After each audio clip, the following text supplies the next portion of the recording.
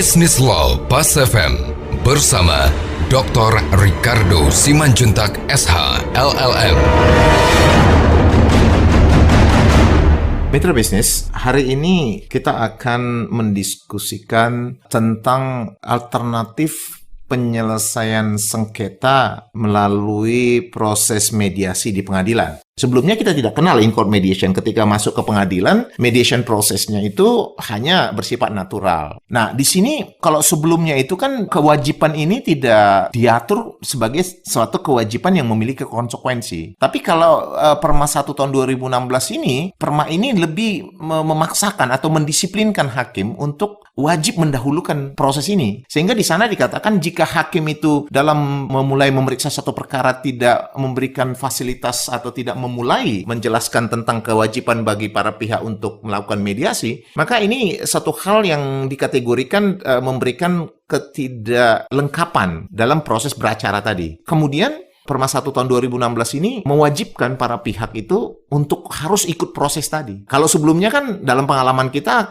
bisa tinggal katakan kepada pengadilan, klien kami tidak bersedia, kami minta masa waktu maksimum yang ada itu dipercepat aja. Kami tidak mau gitu. Nah, kalau sekarang Perma 1 tahun 2016, pihak itu wajib harus mengikuti proses itu dan kemudian juga harus memberikan satu respon yang patut gitu. Membuka kesempatan para pihak untuk duduk kembali itu dalam banyak hal itu tetap akan memberikan efek positif.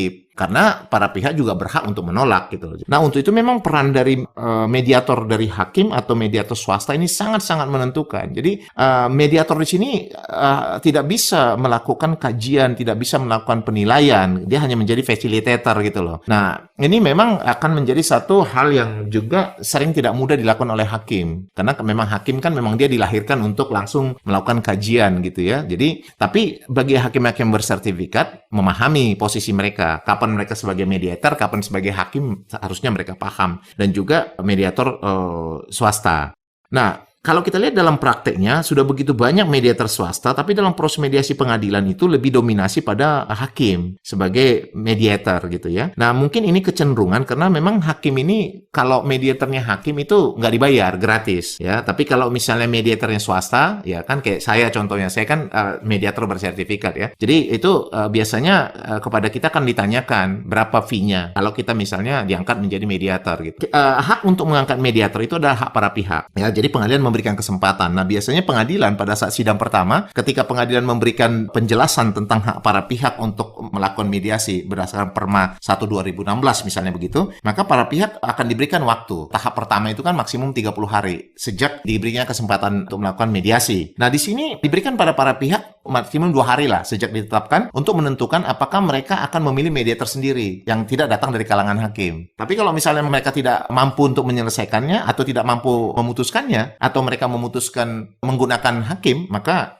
majelis akan tetapkan bahwa mediator tadi akan dilakukan oleh hakim, tapi dalam fungsi sebagai seorang mediator gitu. Nah, dalam proses ini biasanya mediator tadi akan disupply sama paling tidak resume atau gambaran tentang perkara tadi secara umum ya, untuk bisa dia memberikan satu pemahaman tentang bagaimana sebenarnya keadaan atau berat ringannya perkara ini, dan dia bisa membayangkan sampai proses apa yang dilakukan untuk bisa masuk pada satu perdamaian. Nah, kalau misalnya dia berhasil mendamaikan tadi, maka perdamaian tadi ya kan itu biasanya dibuat akan menjadi satu perjanjian perdamaian yang akan disepakati oleh para pihak gitu. Nah, putusan perdamaian inilah yang akan diserahkan oleh mediator kepada majelis hakim pemutus ya kan. Atas dasar kesepakatan penyelesaian damai tadi, majelis hakim pemutus akan menghentikan perkara ya kan, dan mengeluarkan putusan perdamaian sehingga perkara close, selesai gitu. Nah, di sini yang menarik adalah dalam Perma 1 tahun 2016 ini kewajiban-kewajiban para pihak itu memberikan konsekuensi gitu, memberikan konsekuensi. Jadi contohnya misalnya, kalau misalnya penggugat misalnya, dia wajib untuk menjalani proses tadi. Jadi kalau misalnya dia mengajukan gugatan dan dia tidak melaksanakan proses mediasi tadi dengan sepatutnya, maka dia bisa dikualifikasi sebagai pihak yang berkeinginan buruk, ya, berkelakuan buruk gitu, tidak mematuhi ketentuan gitu ya. Misalnya contohnya dia tidak menghadiri mediasi gitu, atau dia menghadiri mediasi tapi nggak mengeluarkan jawaban. Dia menghadiri mediasi pertama, berikutnya nggak pernah kelihatan lagi gitu ya.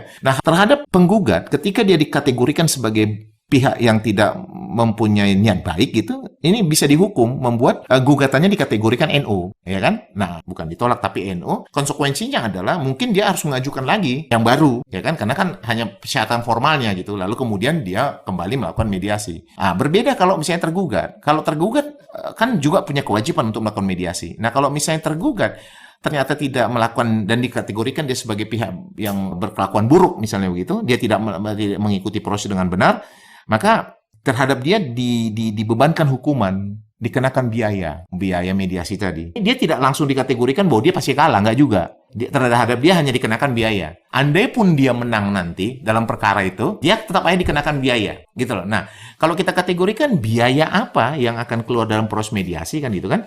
Kalau misalnya biaya yang memungkinkan dalam proses mediasi, kalau misalnya mediatornya adalah hakim kan tadi tidak dibayar itu. Maka kemungkinan biaya yang akan dikeluarkan adalah biaya pemanggilan paling. Ya kan, biaya pemanggilan. Nah, biasanya kan kalau dari penggugat, biasanya itu akan sudah bisa dipotong dari pendaftaran yang sudah didahulukan penggugat. Nah, kalau misalnya termohon, maka mungkin akan dibebankan pada saat putusan nanti. Nah, jadi Perma 1 tahun 2016 ini lebih tegas dari Perma 1 tahun 2008. Ya, Perma tentang mediasi yang sebelumnya. Jadi, selain dia memang mengharuskan para pihak untuk mengikuti, nah, dia juga memberikan konsekuensi bagi orang-orang yang punya niat baik gitu. Mitra bisnis, demikian pembahasan kita hari ini. Saya Ricardo Simanjuntak untuk Business Law Pas FM.